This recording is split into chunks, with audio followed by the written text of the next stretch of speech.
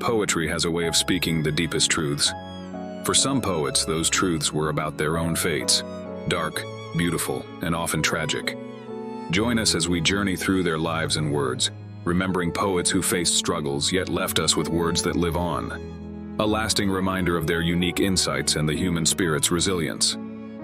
In this video, we explore the lives of 55 poets who seemed to foresee the struggles that would ultimately define their endings. Did Sylvia Plath really lock herself in despair and end it all? Was Edgar Allan Poe's death in a gutter truly foretold in his chilling verses? Was John Keats doomed to die young, as his words suggested?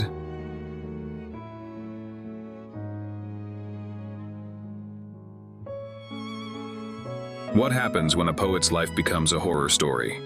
Edgar Allan Poe's works, such as The Raven and Annabel Lee, delve into themes of loss, madness, and the supernatural.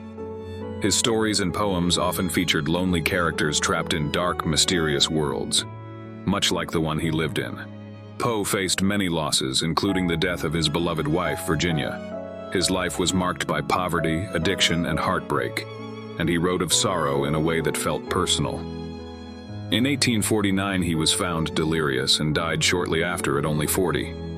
Poe's writing lives on, his words a chilling echo of the haunted life he lived.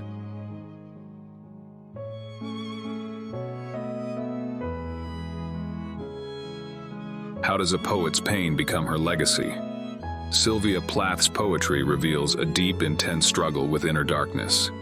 Known for her works Ariel and the Bell Jar, Sylvia often explored themes of isolation, depression, and self-destruction.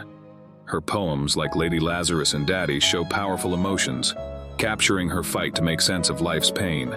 Plath was open about her struggles with mental illness, and her words often seemed to predict her tragic end. Despite her talent, she felt alone and burdened by despair.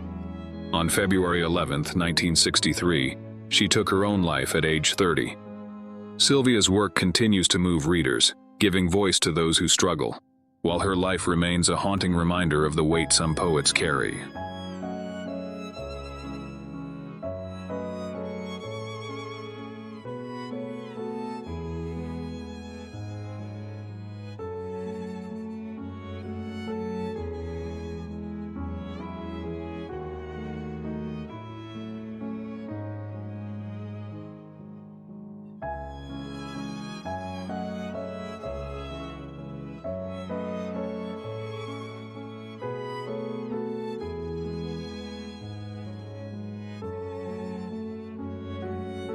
How does poetry become a lifeline? Anne Sexton's work was raw and confessional, often dealing with her battles with depression, self-doubt, and family life.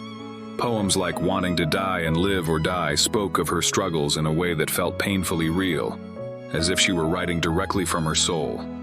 Sexton used poetry as a way to cope with her inner turmoil, but even her art couldn't save her.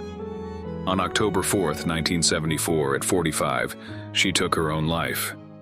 Sexton's work remains powerful, giving readers a glimpse into the heart of a poet who faced her demons through words, even as they led her to a tragic fate.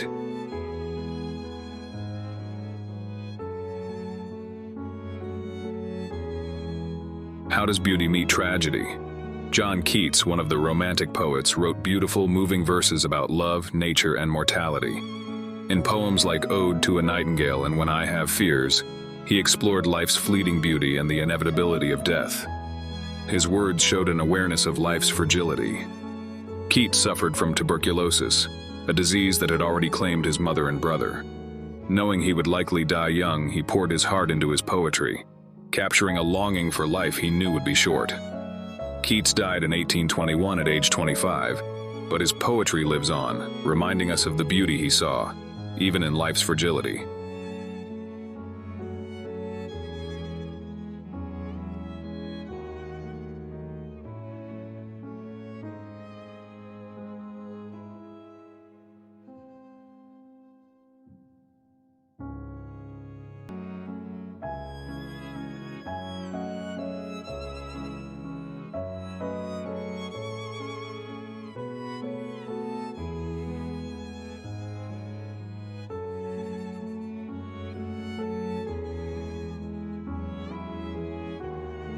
Emily Dickinson spent much of her life in isolation, writing haunting, introspective poems that explored life, death, and the unknown. With poems like "Because I Could Not Stop for Death," she often spoke of death as a quiet, mysterious presence, a friend that would one day come for her. Though she rarely left her home, Emily found freedom in her writing, creating a world where death was something to contemplate, not fear. She passed away in 1886, her work mostly unpublished. Today, Dickinson's poetry is celebrated worldwide, her words a timeless reminder of life's deep mysteries.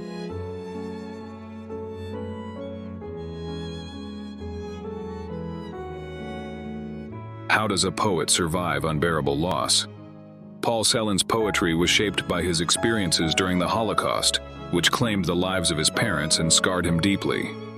His work, such as Death Fugue, is filled with haunting imagery of loss and survival. Celan struggled with survivor's guilt and depression throughout his life. On April 20th, 1970, he took his own life by drowning in the Seine. His poetry remains a powerful voice of remembrance, bearing witness to horrors that shaped his tragic fate.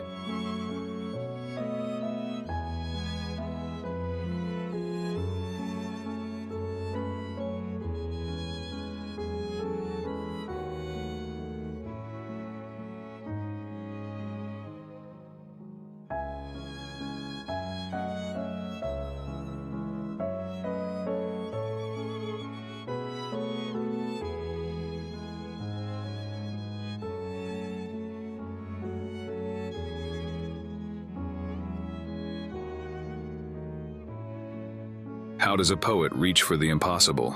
Hart Crane's poetry was filled with bold language and grand visions. In The Bridge, he sought to capture America's spirit, blending myth and reality in a way that was unique and daring.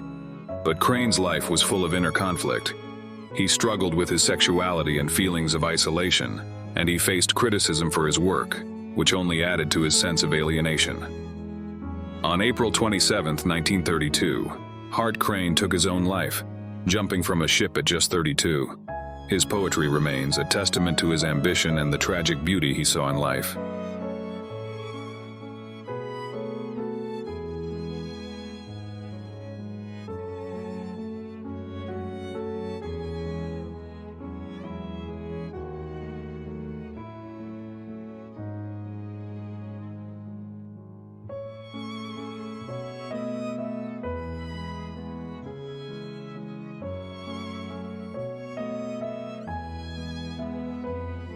How does a poet reflect the weight of revolution?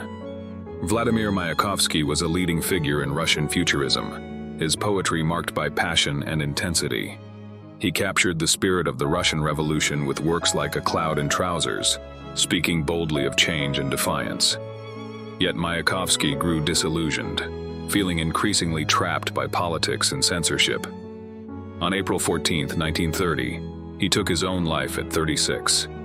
His work remains a fierce reflection of his time, capturing both his hope for change and the despair that eventually overcame him.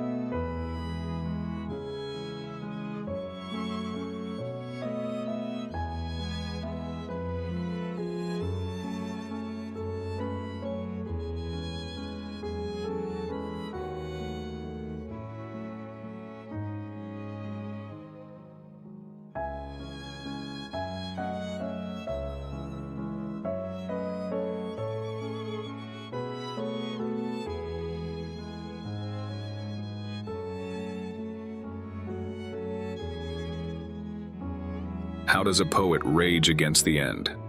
Dylan Thomas, a Welsh poet, is best known for his powerful lines in Do Not Go Gentle Into That Good Night, a plea to fight against the inevitability of death.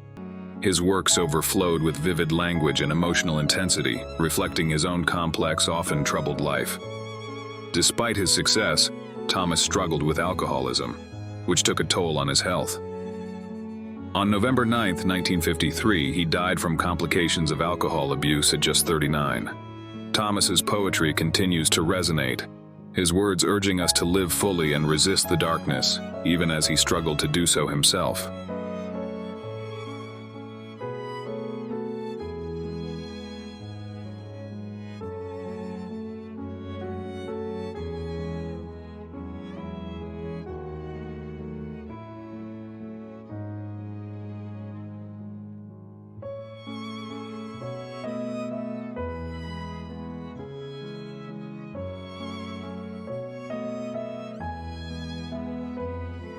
How does darkness reveal truth?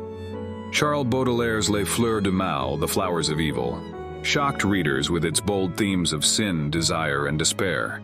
His work explored the beauty within darkness, confronting taboo subjects with an honesty that few poets dared. Baudelaire struggled with addiction, health issues, and depression. In 1867, at age 46, he died from complications of a stroke. His poetry lives on, his words capturing a complex, tragic view of life that still resonates today.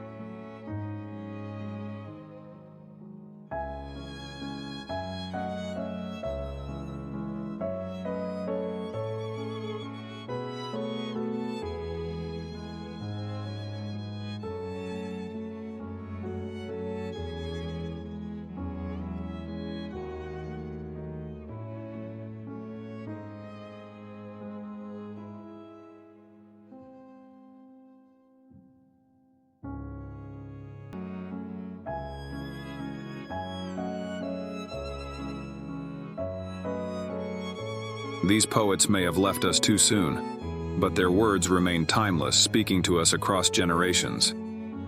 Each poem, each line, reflects a piece of their lives, the joys and struggles they lived through. Thank you for joining us in remembering these powerful voices. Let us know which poet's story touched you most, and remember that art has a way of keeping the human spirit alive, even when the poet is gone.